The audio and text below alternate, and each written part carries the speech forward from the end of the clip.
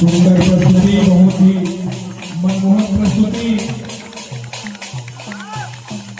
हरिमाम माना रायपुर के द्वारा वाले पे आ रहे हैं।